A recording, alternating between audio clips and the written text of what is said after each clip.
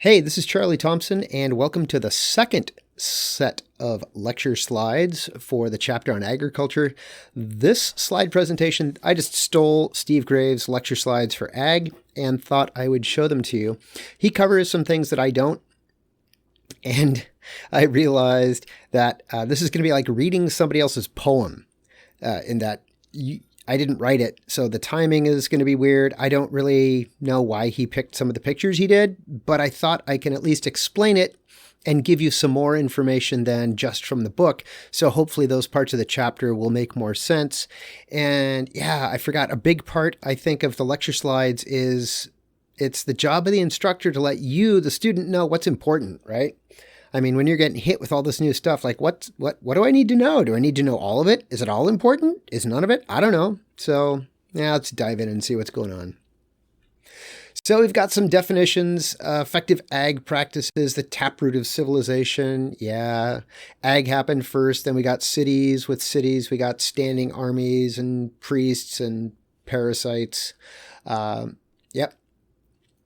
Political military power rooted in the ability to produce agricultural surpluses. I was just reading last night about archaeological evidence of a Mayan diplomat who lived about 1,300 years ago. And he was trying to broker peace deals between different warring nations in Central America. And none of that would have been possible without agricultural surpluses. So we've got subsistence farming, which is I'm planting stuff to feed my family. Many types of subsistence farming are sustainable. Some aren't. In parts of Asia, Africa, most of the people are subsistence farmers. What percentage of U.S. workers are farming? I don't want to give away the answer in case he tells us on the next page. Fewer than 2%. Way fewer than 2%. Ag regions are defined by the crop, the style of labor. You know, is it intensive subsistence or is it commercial agriculture? And the use of land. So intensive subsistence, in other books that I've used, they just divide it up into intensive subsistence and commercial. Although it's now beginning to occur to me that should probably just be commercial and subsistence. And then with subsistence, there's like intensive subsistence, which uses a lot of human labor. Then there's extensive. So he's getting an intensive and extensive heavy use and light use of both human labor and space. So you could have intensive human labor, lots of human work, and using the land extensively. Something like pastoral nomadism, the land use would be extensive. So there's a lot of land, but we're not really using it a lot. As opposed to growing rice, where there's not a lot of land, all the land available has to be made flat, and then there's a lot of human effort. So I think that's kind of confusing for you. I'm not sure how I'll have to figure out a good way of asking questions after I make that more clear. So this is a map. It's a really fuzzy map. I don't like it. So we've got shifting cultivation. That's the one I started talking about first. Poor soils in the rainforests, very energy efficient. It's a land rotation system.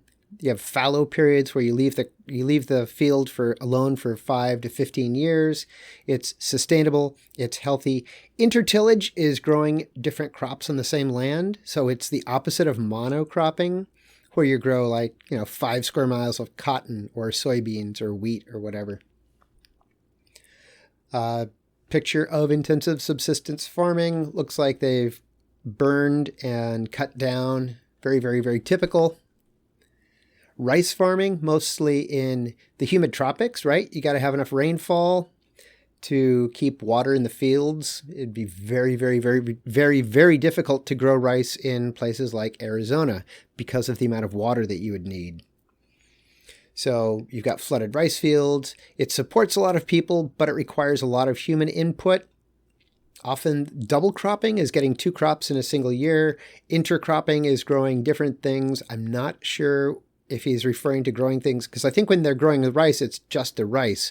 Intercropping would be like fish with the rice, again, to provide fertilizer, eat mosquitoes. The green revolution, I wouldn't put this in with the sustainable. Green revolution would be commercial. Although I don't think that's right either. So the green revolution was primarily focused on improving rice yields with different varieties of rice, trying to breed different varieties of rice, and specifically different varieties of rice, new varieties of rice that would respond better to a lot of chemical input. So if you have lots and lots of chemical fertilizer, the rice grows better. But if you're a poor farmer, you don't necessarily have the money to buy those chemicals that you've never used before. And so your yields aren't going to be that good. So the Green Revolution, I put a link in one of the articles to the Wikipedia page on the Green Revolution. They go over what the ideas were. And Malcolm Gladwell, I think, talks about how really interesting idea, how the cultural norms that you need in a rice-growing society, how those might translate into cultural values that lead to higher math scores. I'll let you read that in the book. We've got pictures of rice fields. These are terraced, so here would have been the original. Now you can't see the green cursor. The slope, and then they flatten it out, so it's steep, and then flat, and steep, and flat, and steep, and flat. Here you can see they're planting baby rices. They transplant, they grow the rice, wait till it sprouts, and then they transplant each rice plant by hand. So this is just subsistence farming. Where it's really dry, they do pastoral nomadism. Where it's wetter, root crops like manioc and cassava, or in Hawaii, taro. It's a starchy root, like potatoes. They grow underground and they're a big ball of starch. Not a lot of nutrition, but lots of calories. In fact, I think cassava might be the most productive crop you can grow if you're measuring energy from the sun that gets converted into food that people can eat. I think cassava is the best. And the Green Revolution, they didn't have new varieties of these peasant crops that could take advantage of lots and lots of chemicals. Sorghum and millet, these are grains very commonly grown in Africa, really important in West African cooking. Millet and sorghum, they're little tiny, almost like quinoa-sized grains.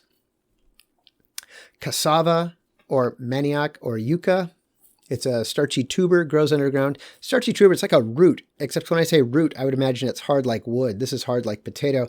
And this is a true yam. Every Thanksgiving, I go off on the fact that nobody in America, very few people in America, have eaten an actual yam.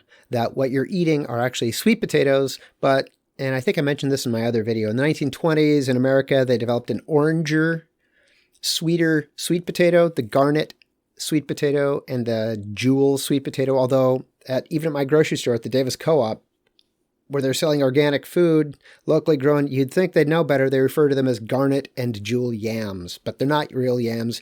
Real yams are white and they're very fibrous. I've never had one. I've only read about them, but there you go. Since you missed my Thanksgiving rant, enjoy that. Sweet potatoes, they're related to morning glories. The seeds look the same. The flowers are the same. Beautiful flowers. Mediterranean agriculture is a commercialized kind of agriculture. It's done in the U.S. Where in the U.S.? Well, in places with Mediterranean climates. Specialized crops like grapes. Grapes are a big part. Mediterranean diet. Heavy on the bread and pasta and fruits and vegetables. Olive oil is the main fat. Limited amounts of meat. Limited amounts of sweets and eggs and poultry and fish. Wine. And socialized medicine. Turns out one of the keys to a healthy, long-lived population is having access to a doctor. So the key to the longevity of part of the Mediterranean diet, I'm still completely convinced it's having access to a doctor through socialized medicine. Again, the U.S., and we'll talk about this when we get to the chapter on health. The U.S. is the only nation, the only industrialized nation that doesn't provide health care for its citizens with their tax dollars. There's a really fuzzy picture of Mediterranean agriculture. I'm guessing those are olive trees. More olives. Olives. Here's a map showing where they grow different olive and Mediterranean crops. Nomadic herding is The same climate that in the US we would do ranching of cattle. In other countries, they're raising goats and sheep and cattle where it's too dry for there to be a big concentration of food, so you got to keep the animals moving. Here we've got some sheep in Kurdistan. Commercial agricultural systems. So now we're moving from the subsistence to the commercial, although the Mediterranean was commercial. And some of that rice production is also going to be commercial, but that's cool. Commercial ag marked by profit, characterized much of first world or more developed countries, can produce huge food surpluses, can create huge environmental problems, frequently comes with intense social injustice in the third world. So one of these is plantation agriculture, things like coffee or bananas, where it's monocropping. It's in the case of bananas are a staple, but if they're all being grown for export, right, it doesn't matter. So export-oriented crops grown at the expense of traditional agricultural systems like the Three Sisters. I've got a link to an article on the Three Sisters where they grow. It's an American tradition of corn and rice and beans. So that would be an example of a traditional agricultural system that then would be replaced because now we're just growing nothing but bananas. Developed in the Americas, this plantation agriculture exported to Africa and Asia tends to be coastal. So that's a good question. I would really like to know, is it coastal because of transportation costs? Is it coastal because of climate? Is it coastal? Why is it? What are the other reasons that it's coastal? Maybe the book says. A tea plantation in Papua New Guinea. So tea, definitely not a staple crop. It's not like anybody's growing tea bushes to feed their family. They're growing that for export. Socially and economically unjust. So somebody owns the land and then you're paying people as little as you can possibly pay them. And it's getting worse because those workers are getting replaced with machines that don't complain. So things like coffee, sugarcane, bananas, tea, cacao, which we make into chocolate, tobacco, and spices. Yeah, none of those except the bananas, I would say, are staples. A plantation sign in Costa Rica. Welcome to Freehold Plantation, where labor harmony reigns. So also we'll be talking, I know I've got at least one video on fair trade from the Patagonia series talking about increasing wages for workers and rights for workers. And then when we get into economics and development, we'll also talk about what free trade is, fair trade. Fair trade, where the workers are treated and paid fairly. Banana plantation. So it's just mile after mile of the one crop. Yeah, in the 1980s, there was a famine in Ethiopia and the world got really concerned. We thought it was the drought, but it was really just capitalism. And one of the ways we know that is Ethiopia was continuing to export agricultural products during the famine in Ethiopia. Juan Valdez is an actor who is the face of Colombian coffee, in which plantation agriculture, making coffee, replacing biologically diverse cloud forests in South America with plantations that are monocropping coffee. And when they do that, and we'll get to this in development, the good news is that the people who profit from that can make a lot of money, but ecologically it's not good. And if something happens to the global coffee market, you might not get as much money even though you've done nothing differently this year at all. So getting worked into, getting linked to the global economy is a good news, bad news at the same time proposition. Yeah, Oliver North, a man who sold, what did they do? It was funny because he didn't go to jail. They lied to Congress about selling drugs to buy weapons to fund terrorists. They also lied about illegally selling weapons to Iran to get money to buy weapons to give to terrorists in Central America, which goes back to United Fruit and the brutal campaigns against workers, either by by the government or paramilitary forces in Central America, or by American troops. The Marines have invaded the Dominican Republic a few times in the interest of American business. So now we see refugees from Central America still fleeing violence, the fallout of violence that was caused by the United States in the 1980s and is now being made worse by climate change, which is also caused by the United States as one of the major emitters of greenhouse gases. So the combination of climate change and political problems in Central America have led to a lot of refugees from that region of the world. If it rains here every day, let's just say it's warm and it rains every day. We're in some sort of we're in the tropics for sure. So what's for dinner? I'm going to go rice and fish. It sure as heck isn't steak and bread. It's probably not going to be cheese and goat meat. Corn, squash, and beans, not if it's raining every day. That seems like a Southwest thing. Unless it's a Northeast thing. In any case, southwest of the United States, northeast of the United States, it's not raining here every day. I'm going A, rice and fish. Fun question, thank you. Farming in the U.S., where we grow things is a function of two things: the weather and the climate, that's one, and the distance to market. So we'll talk about the distance to market. One of the things I liked about this part is some of the pictures. I'll get excited about that in a minute. The goal for the farmers is to maximize profits. It's not necessarily, not all farmers, but most farmers. It's all about making enough profit to pay off the loans that you took out this year to buy the chemicals and the seed to plant this year. Von Thunen was a German geographer, and he came up with this idea based on land prices that you would have these agricultural zones as a function of distance to the center of the city where the market is. So here's where the stuff being sold. So they should get the land should get cheaper as you move out from the center. And so the products that are being grown farther and farther out should be lower profit and lower profit and lower profit and lower profit.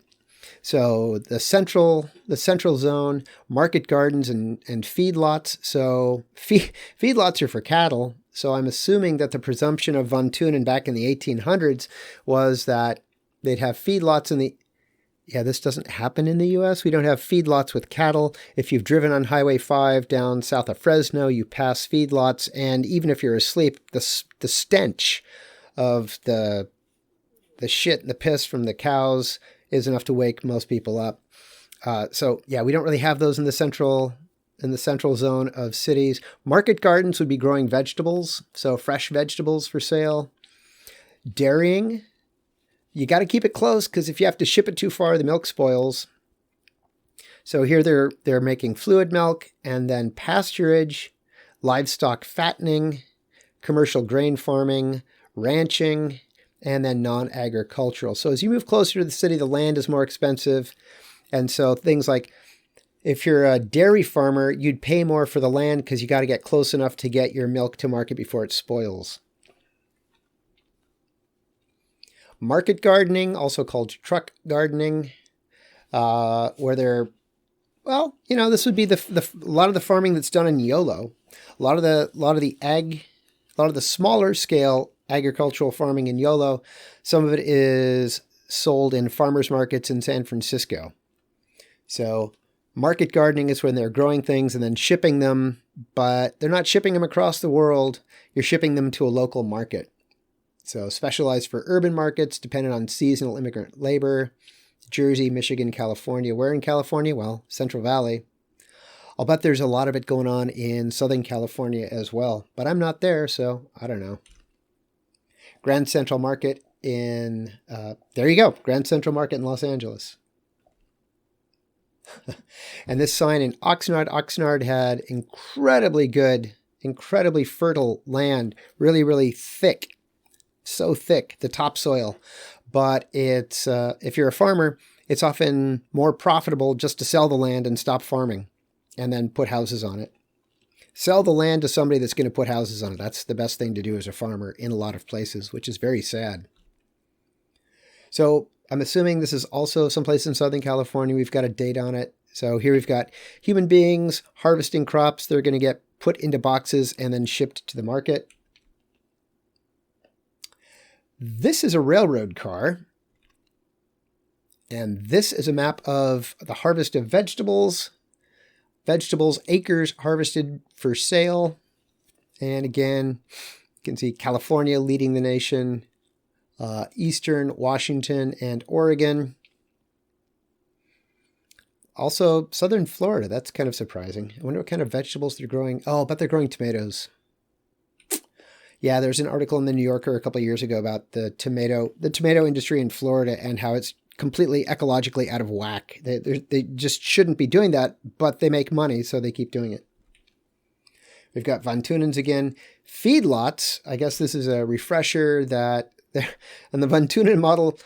In one, we're supposed to have market gardens and feedlots. Here's an antique picture of a feedlot that livestock was transported to these urban markets before slaughter, before the invention of the reefer car, the refrigerator car.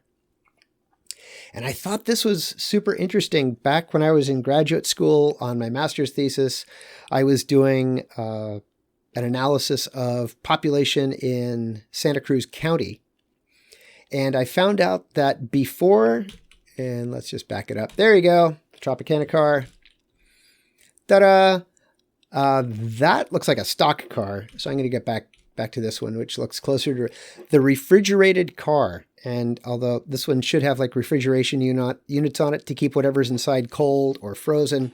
But once they developed refrigerated railroad cars, Santa Cruz's agricultural products shifted. They used to grow a lot of wheat. In fact, they got higher yields of wheat in Santa Cruz County in the 1800s than we are on the plain states of the Midwest of the United States, which is what we think of as really good land for growing wheat.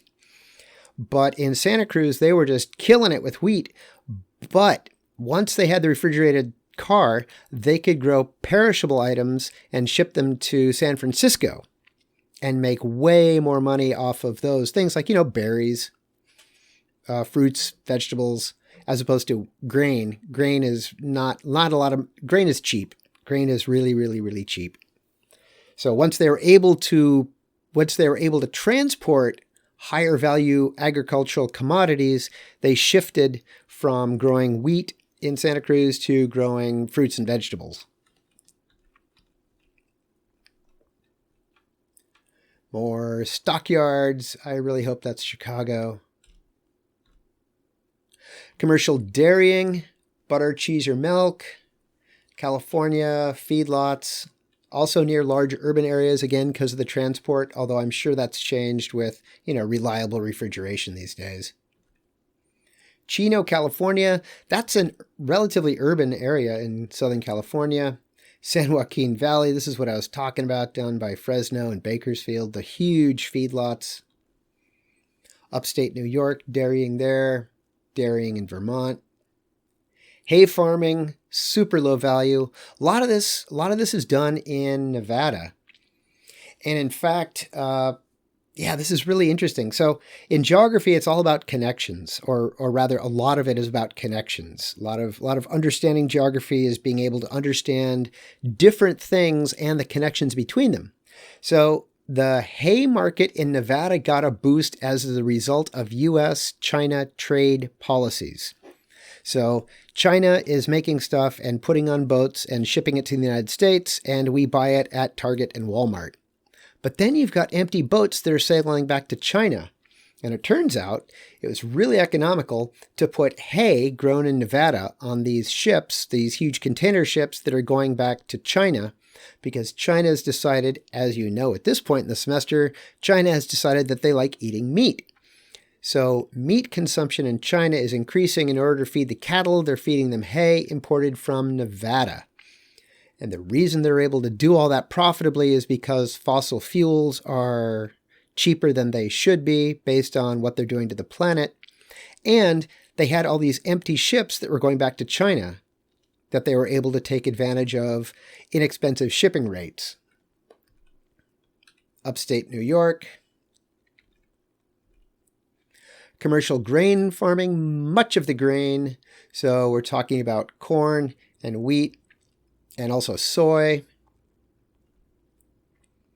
So there's sweet corn, that's what we eat during the summer. Field corn, that's what they feed to cattle. We've got soybeans, corn, soybeans. There's the Corn Belt. That's a beautiful map. Soybean belt. Oh, interesting. Down the Mississippi. Wheat. Yeah. If they can grow wheat, people all over the world enjoy eating wheat. Pixelated wheat.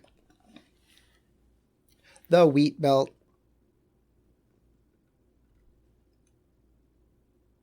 Oh, I know what that is. You should know what that is. I'll just give you a second. Looks like rice being grown in the Sacramento Valley. The rice belts, Sacramento Valley, parts of the Mississippi, and then Louisiana, Texas, Gulf Coast. This is super duper interesting. This I understand. This I don't understand. Is it just access to the Mississippi? I don't think it's a climate thing because the climate all across this general region is very similar in terms of rainfall and temperature. But as a geographer, that's one of those questions. Why? What's the deal with the pattern? Is it just what's happened there? And so they just keep doing it, but there had to be a reason at some point. Commercial livestock fattening. Much of the corn and soybeans grown in the U.S. and all over the world goes to feed cattle. It's incredibly inefficient. We waste 90% of the food energy feeding it to animals and then eating the animals. Yeah. We're cutting down rainforests in order to grow soybeans in Brazil to make cheap hamburgers in the United States. Feedlot in the San Joaquin Valley. They're feeding them corn and soybeans to make them fat. Livestock ranching in the U.S., we do ranching. In less developed countries, they do pastoral nomadism. Yeah, it's enough cows. Ooh, that's kind of fun. Von Thunen in practice in Uruguay in South America. So looking at the zones, market gardening, dairying, commercial grain, and livestock ranching based on distance to market and looking at the actual practice. And it seems like Von Thunen is holding up pretty well in Uruguay with market gardening, dairy, grain, and livestock ranching. Very interesting.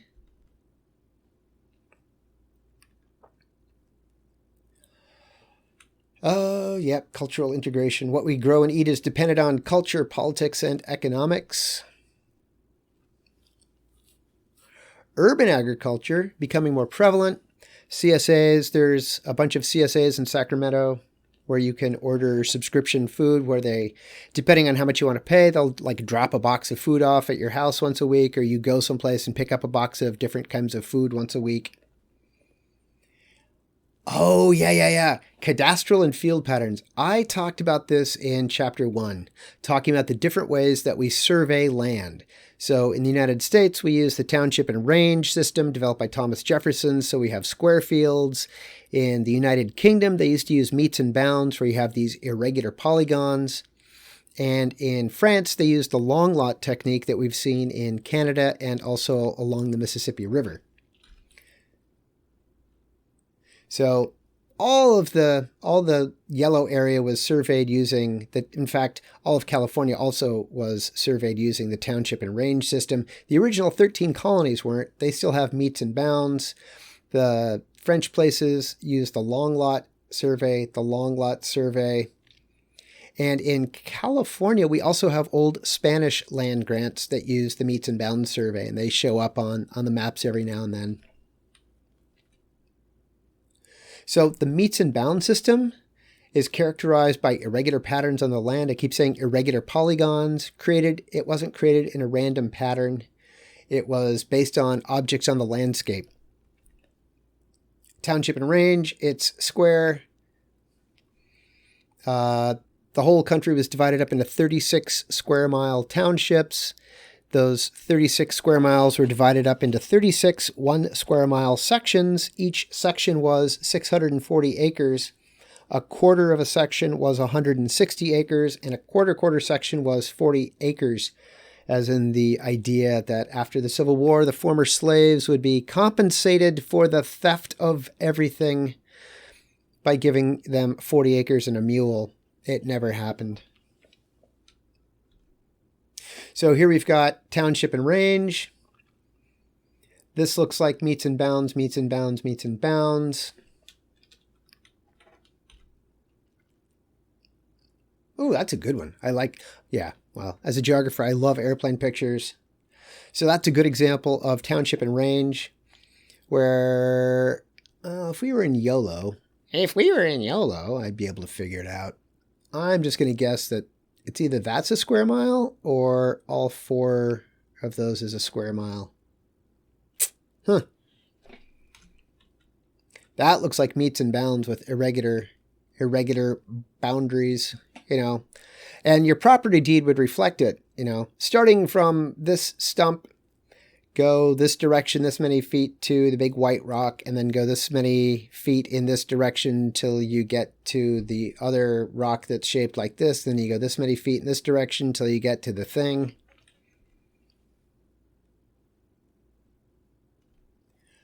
Long lots, the French liked it.